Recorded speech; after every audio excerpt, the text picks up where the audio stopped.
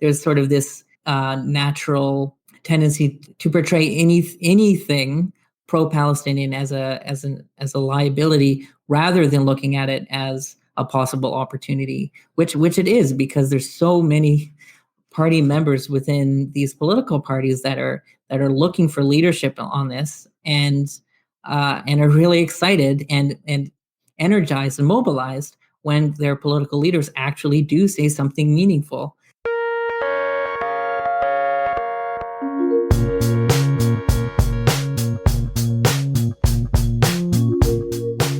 Welcome to the Mondoweiss podcast. I'm your host, Dave Reed.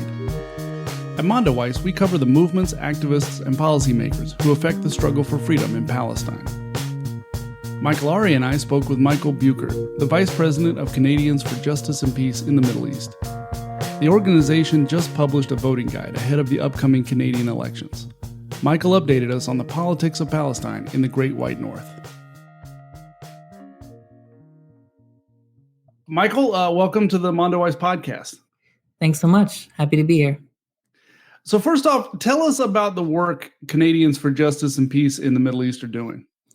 So CJPME is a national grassroots organization whose mission is to empower Canadians of all backgrounds to promote justice, development, and peace in the Middle East and here at home in Canada. A lot of our education and advocacy work is centered around Canada's complicity in human rights abuses abroad, and we have a particular focus on Palestine and Palestinian human rights. So right now, with the federal election ongoing, a lot of our work is about educating Canadians about the positions that the different political parties have when it comes to human rights, and trying to get Canadians to put pressure on their local candidates and to ask them questions about what would they do if they were elected. So in addition to our own elections guide, which evaluates the different parties on the last 2 years, their record and statements, as well as their platforms, we're also involved in a group called Vote Palestine, which is a campaign made up of a few different civil society groups that are trying to get resources into the hands of Canadians so that they can challenge their candidates at the door or at town halls, and to push for specific concrete demands from them, including ending military trade with Israel and ending trade with illegal settlements, free speech on Palestine, and upholding international law. So those are a few of the initiatives that we're working on right now. Before we get into talking about the voting guide that you all have put together and just published, give us kind of the lay of the land, the state of Canadian politics around Palestine right now. Sure. So the two main parties, the Liberals and the Conservatives, are the two that have formed government back and forth for throughout Canada's history, essentially. And between these two parties, there's not really a lot of distance between them when it comes to support for Israel, and that manifests itself in lots of ways. They're both very committed to bilateral support for Israel. They both will condemn the boycott, divestment, sanctions movement. But when it comes to around the edges, I guess you could say there is some things that you can point to that the Liberals are doing differently. So the Liberal government differs from the Conservatives in that they do provide funding for UNRWA, the UN Aid for Palestine Refugees, which under the previous Harper government, they had canceled that funding.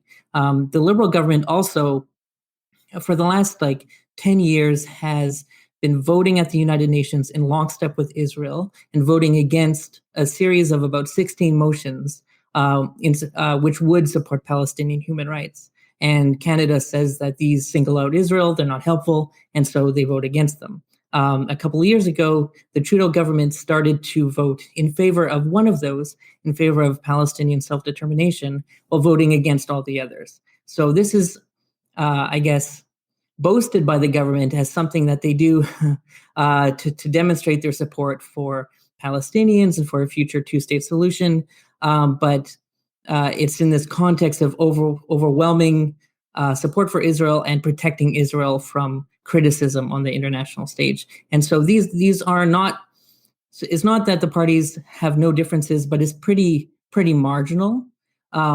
And that is the dominant political sort of consensus. The conservatives themselves are more vocally anti-Palestinian, and they are actually campaigning on a promise to move the embassy to Jerusalem following Trump's decision a few years ago, and to essentially cancel aid to UNRWA. They say that, maybe they'll allow that funding to continue if significant reforms are made to UNRWA, but they don't specify what that is. And of course, UNRWA is one of the most vetted organizations in the world. It's not really a good faith promise on their part. I think it's more of an excuse for eventual cuts. However, unlike in the US, we have about 5 major parties, depending on the year, that you could vote for. There's a number of progressive parties, or at least nominally progressive. You have the New Democratic Party, the Greens, and you have the Bloc Québécois, which is based in Quebec, and it's a Quebec nationalist party. And within those parties in recent years, you have seen grassroots members pushing the party to take better positions on Palestine. Both the New Democratic Party and the Green Party have passed policies in support of limited sanctions on Israel. So that's very positive in terms of the overall political discourse. Now, whether the leader of those parties actually takes those up and makes those priorities is another question. But clearly, there's real democratic movement within those political parties. And in May, during the escalation of violence, we did see that made a difference when the NDP called for an arms embargo, rather than simply, they could have, I think, in the past taken more of a both sides position, and they decidedly did not do that. So that's a bit of an overview of the different parties. I think it's also interesting to note that with the escalation of violence earlier this year in May, I think in general we saw a different response from the parties than we would have seen in previous years.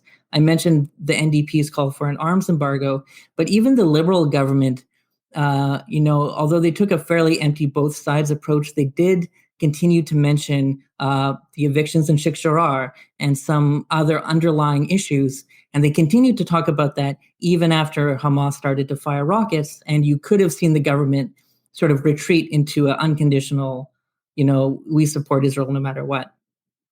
So I do think that reflects an understanding that there's enough people within the Liberal Party base that do expect support for Palestinian human rights, that they couldn't do the kind of thing that they've done in previous years. We also saw members of all parties sign a letter calling for stronger action on Israel, including sanctions on Israeli officials of the type that we currently apply to China and Russia. Now, that was only, I think, 24, 26 members of parliament, but it included maybe a dozen or so Liberal MPs of the ruling party and a conservative senator. So that's something, this is unprecedented. It's at the margins, but it's absolutely unprecedented. And I think that the advocacy that Palestinians and their allies have been doing in Canada the last couple of decades is really we're starting to see fruit from that. And I think, we're finally starting to see political parties coming to represent Canadian public opinion, which is indeed far more sympathetic to Palestinians. Well, let's talk more about that Canadian public opinion with your voting guide that you just published. Talk about what the criteria were that you selected to grade the parties on, and how they fared. Sure. So we looked at 10 core Middle East issues that really came up over the last 2 years since the last election. We currently, since 2019, we've had a minority Liberal government, which means it's a fairly unstable government. I think Trudeau decided to call this election perhaps with a hope of getting a majority. Whether or not they're successful in that, we'll have to see.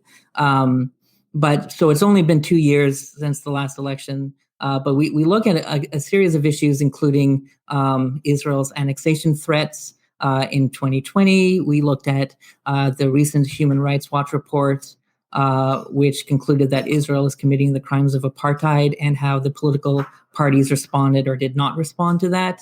We looked at Canada's voting at the UN, free speech on Palestine, as well as Canada's arms sales to Saudi Arabia and support for nuclear disarmament. So of this subset of issues, we looked at each party and the different statements they've made, the policies, the statements from the leadership as well as from members of parliament. And we've come up with an overall evaluation that tries to give Canadians a general assessment of where these parties actually stand, both on paper and in practice. And I think you'll see the overall summaries we've given these parties. You'll see that the Liberals, who are in power, we gave them a C-, a pretty mediocre grade. This is because, in large part, while they make some minor gestures toward international law and Palestinian human rights, overall their dominant political agenda is to align itself as closely as possible with the Israeli government.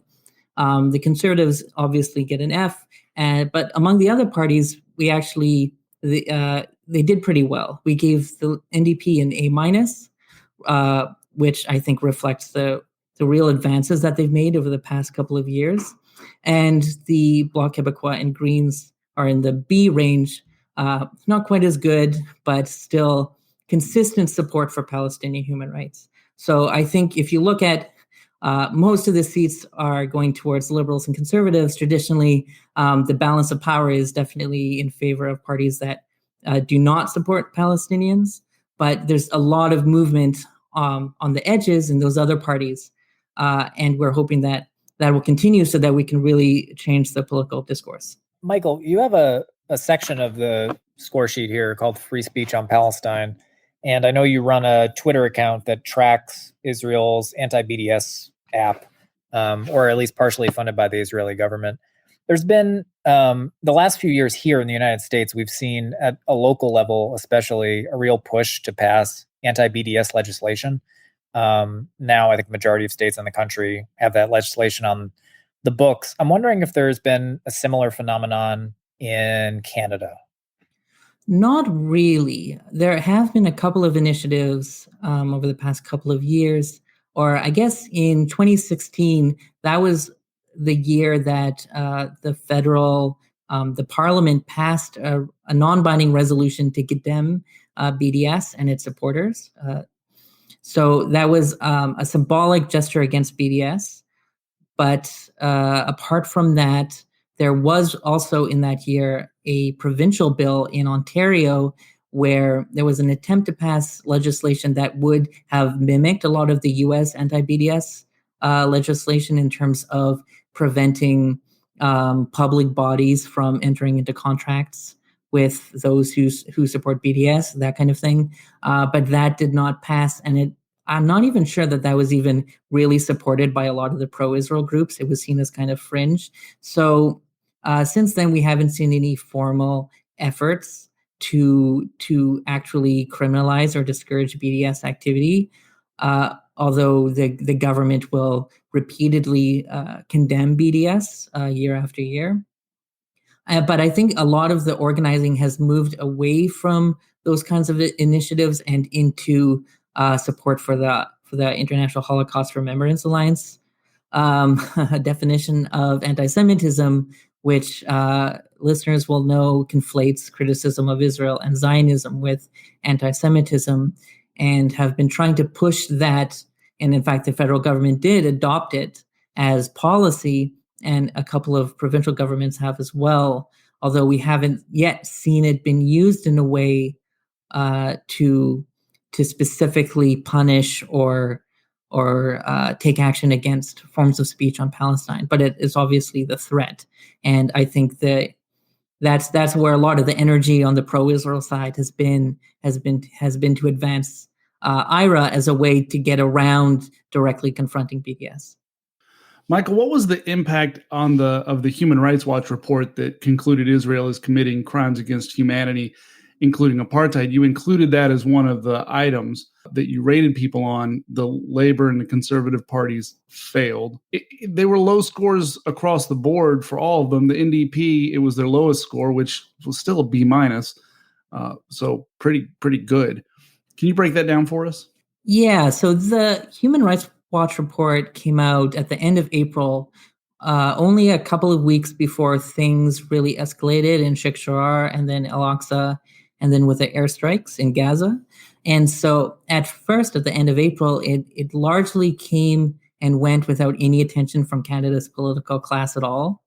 However, when things started to get violent, when Israeli airstrikes continued to kill civilians in Gaza, as that went on, more and more members of parliament were speaking out in support of Palestinians, and a small handful of MPs from a couple of different parties did use the language of apartheid and drew attention to that report. And so at that moment, political parties kind of had to respond to it to a degree. Like at first, the Liberal government, I think there was just a statement from a bureaucrat in global affairs saying that they're reviewing the report. And that was the extent of their response. However, it's actually an interesting situation where there was a Green MP who had called for an end to apartheid. And there was actually a controversy within the Green Party because actually two of the three Green MPs talked about apartheid, and the other Green MP made some very good comments as well. And the new Green leader, who is far more pro-Israel than the rest of her party, her senior advisor started to publicly threaten to defeat those MPs and replace them with Zionist candidates. And this caused a huge controversy in the party that is still ongoing and may lead to the demise of the party. In fact, the way that the leader refused to handle this in any way, did not address the issue, allowed her senior advisor to essentially bully her own MPs. And that one MP who talked about apartheid actually left, and she defected, crossing the floor to join the Liberals. Now, at that moment, the Conservative Party saw this as an opportunity to attack the Liberals for accepting an anti-Israel MP into the party, and then started to use the apartheid word as a way to attack the Liberals. And finally, the Liberals had to respond to this, and they, in question period, the Foreign Affairs Minister said that the government categorically rejects the label of apartheid, conflating it with anti-Semitism. And actually, they did make that MP delete her pro-Palestine statements. So it became sort of a wedge issue between these parties.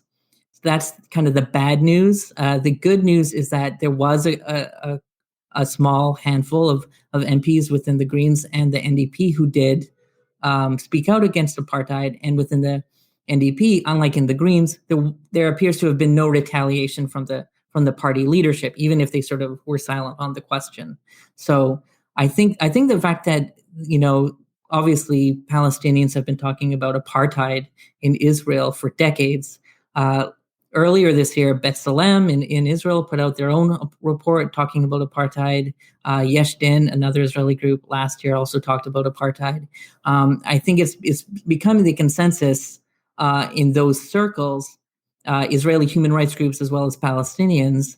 I think that the fact that Human Rights Watch came out and it has a very different sort of credibility and familiarity in Canadian circles, that I do think it's going to have an impact in the discussion. Maybe not right away, but I think if more organizations come out with similar positions, it's going to be harder and harder for the Canadian political class to simply dismiss those accusations or even to ignore them. So we saw some cracks emerge.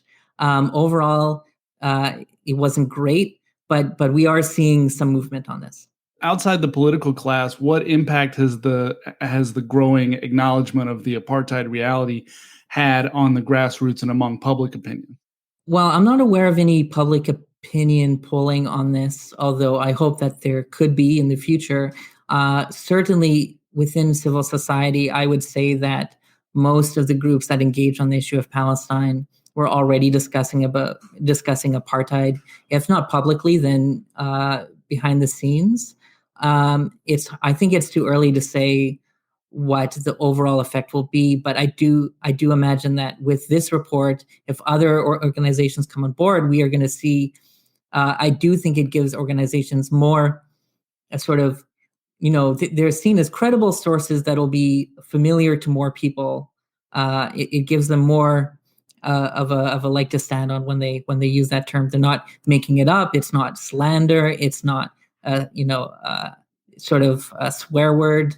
It's a legal critique. It's a conclusion based on human rights analysis. And so I think the more that more people talk about it, I think it's going to be.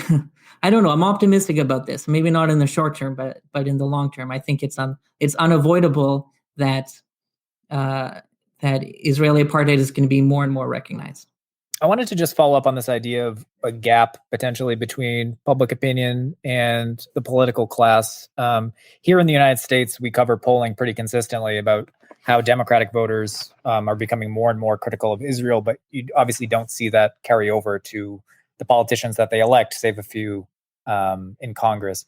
I'm wondering if you could maybe speak about, after this last round of attacks on Gaza, what the public response was in Canada in terms of resistance or protest, and how that reaction lines up with the political class's perception of things. Well, during the events in May, I would say that we saw pretty unprecedented support for Palestine across the country. There were weekly rallies in cities across the country that were massive. We had, in-person rallies. We also had car rallies in different cities, especially cities, even in the West, that are considered more conservative, but have a lot of recent newcomers and immigrants, maybe from Arab countries, maybe Palestinians themselves. And so we saw these massive rallies, but also media coverage that gave these organizers a platform. And we saw on national TV and local TV, Palestinian organizers talking about their event and talking about apartheid and talking about ethnic cleansing. And that was pretty phenomenal. That was, again, unprecedented.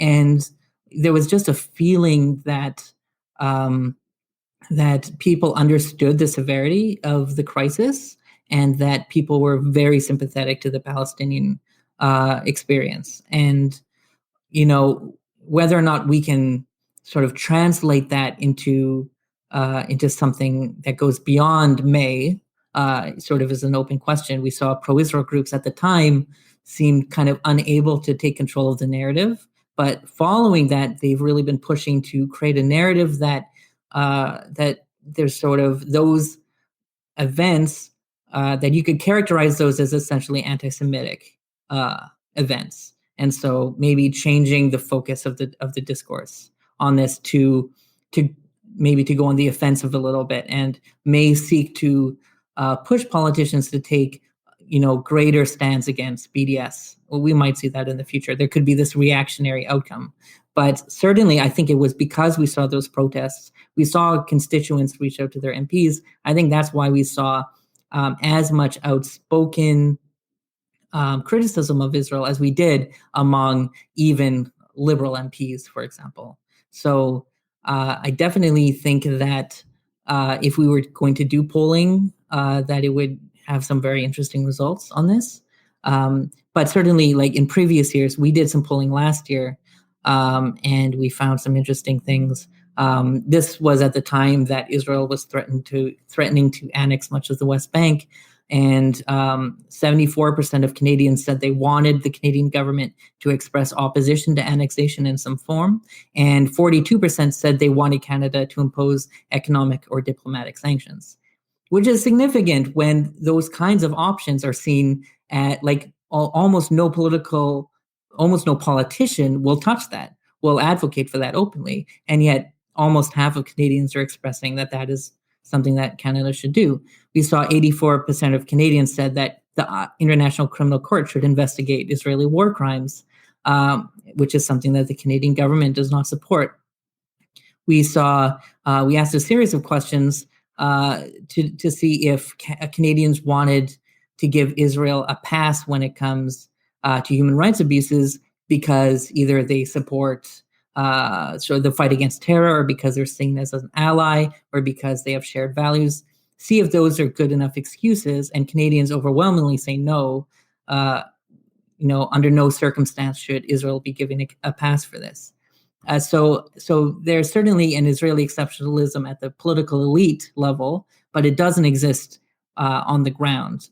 And I don't know whether, a lot of this might not necessarily be people who are that informed about Palestine, but at the very least, when they hear a very high-level discussion of it, they don't say that we should support Israel.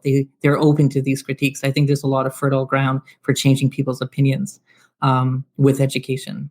And another thing, too, is that 82% said they wanted Canada to maintain its current policy on Jerusalem and to not move the embassy, which is interesting given that the Conservative Party is promising this in the election. And in fact, a slim majority of Conservative supporters even said that they were opposed to moving the embassy. So, and in fact, this is pretty consistent with the numbers that we've been looking at, is that while there is a significant chunk of Canadians who support pro-Israel policies, they're pretty much confined within the Conservative Party itself. And the Liberal Party acts as if 80% of its constituents support Israel over Palestine, but the numbers suggest exactly the opposite. So I think these political parties have gotten away for a very long time with these pro-Israel policies that don't reflect the interests or desires of the people who elect them. And now people are finally starting to call that out and hopefully forcing a change on that.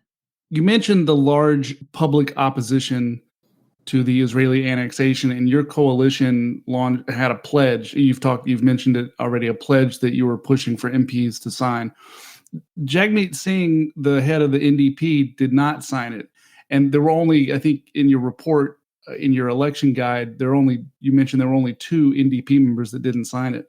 Why do you think they didn't sign it, given what I imagine was large support among NDP's base?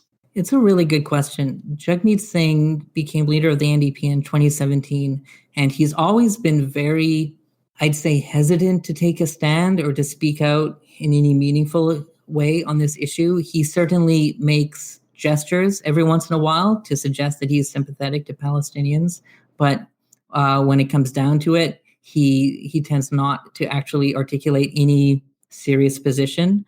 And so it actually wasn't a surprise to see that he didn't sign it, although it was very disappointing. It's also possible, it would be speculation, but perhaps he didn't want to leave a single one of his MPs to have not signed it and not wanting that to be a story. Whatever his reason was, maybe he thought it was too politically risky, although that's absolutely absurd given the public polling I just talked about. But he was one of 2 NDP MPs out of 24 who did not sign this pledge. And the pledge essentially was pretty straightforward. It was that, they're opposed to annexation and that the government should consider any reasonable economic or diplomatic measure to stop Israel in the case that happens. For there to be consequences for these breaches of international law, in the same way that a lot of European leaders were talking about this issue at the time. I think there was a lot more opposition to this in Europe than there was in Canada for whatever reason. But luckily, we did get the entire Bloc Québécois, so 32 members, and the entire Green Party of 3 members signed this pledge to oppose annexation, as did 10 Liberal MPs. So it came to 68 in total, which it should have been a lot more. But yeah, it was Jagmeet Singh's refusal to do that was the most disappointing. Are there any lingering effects in Canadian politics left over from the Trump administration, particularly with regard to the Middle East and Palestine? Well, yes, certainly in the sense of the pledge by the Conservatives to move the embassy, which was a policy that was formulated around the time that Trump made his announcement about the U.S. moving its embassy to Jerusalem. So, that is a direct inspiration that hasn't gone away. And even if that's something that a previous conservative government, in 1979 was promising to do and then eventually backtracked. But, it hasn't been on the table again until now. But in other ways, I don't really see that much of an inspiration. Although it'll be curious to know whether this will change Canada's response now that Trump is not in power. On one hand, you might think that sort of with Trump, maybe politicians would have been more emboldened to speak out against annexation, for example, if it was associated with a figure like Trump, whereas now maybe there's a little bit more, even more optimism about prospects in the region with Trump out and, a new coalition government in Israel, which is not Netanyahu. A lot of the negative attention was focused on the personalities, and so when those personalities leave, it's hard to know whether that opposition will be maintained. So it's hard to know exactly how things will go, but it is positive, I think, that the events that happened in May, all of those statements by MPs, the movement that we saw, calls for an arms embargo. Again, not even just by the NDP, but also by the Canadian Labour Congress and other civil society organizations. It's positive that happened post-Trump and post-Netanyahu. So maybe there is something to say about maybe with Trump leaving, there's actually even more sort of willingness to assert sort of an independent Canadian approach that actually respects human rights. Just one more from me. I'm wondering if you could maybe speak to how political media factors in here in Canada. What is the landscape like there in terms of this issue? Is it mainly pro-Israel? Is it driving a lot of these kind of narratives that you're discussing? Yeah, that's a good question. I'd say that, certainly if you look overall at the Canadian media landscape, it's definitely, you can identify sources of bias towards Israel, certainly when it comes to editorial coverage, when it comes to op-eds and columnists, that sort of thing. This year we did see quite a bit of Palestinian voices, more than we would have seen in previous years. When Israel does become an issue, so for example, when NDP members are debating at their convention a policy in favor of an arms embargo and a ban on settlement goods, as passed earlier this year, as that happens, the only coverage that gets is sort of very dismissive language about like sort of controversial Middle East issues, and then a lot of op-ed columnists writing about how crazy the NDP are, how anti-Israel, the problems of anti-Semitism in the party, very familiar lines like that. So it's certainly, you will not find a lot of encouraging coverage of these developments. In fact, right now, over the past couple of months, we've had this sort of major scandal within the Green Party over, this conflict where Annamie Paul's position seems to be far more pro-Israel than the rest of her party, and her staff, she seems to be letting them go and bully members, MPs out of the party for criticizing Israeli apartheid. That whole turmoil, as it's been ongoing, very little of the media coverage around that is focused on the conflict at the heart of that, to the extent that it mentions it. So they dismiss it as maybe Green MPs are sort of obsessed with the Middle East and they're undermining the party because of this, and it has nothing to do with the environment. So why are they even talking about it? That's sort of the tone that the coverage takes. So yeah, in general, it's definitely an uphill battle, to the extent that there are any wins. They definitely get treated, like, for example, when the NDP did pass a resolution in favor of an arms embargo and other sanctions, it just gets treated as a liability for the party automatically. There's sort of this natural tendency to portray anything pro-Palestinian as a liability, rather than looking at it as a possible opportunity, which it is, because there's so many party members within these political parties that are looking for leadership on this, and and are really excited and energized and mobilized when their political leaders actually do say something meaningful. And so I suspect that a lot of the messages that the political leaders get from these conflicts is they're taking the line from the media that it's liability. They're not actually watching what's happening within their own parties, and they're not looking at the polling that suggests this could actually be something that that's beneficial for them. Michael, thank you so much for taking some time to join us today. Thanks so much. It was really fun to be here.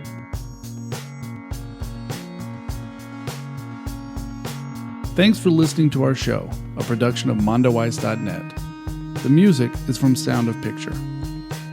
Visit our site to sign up for free daily and weekly newsletters on Palestine, Israel, and related U.S. politics. If you're enjoying our podcast, please consider becoming a donor by visiting mondoweiss.net/donate. Mondoweiss is a nonprofit publication, and every donation of any amount helps sustain our work. Don't forget to subscribe to this podcast wherever you listen, and please leave a rating and review to help other listeners find our show.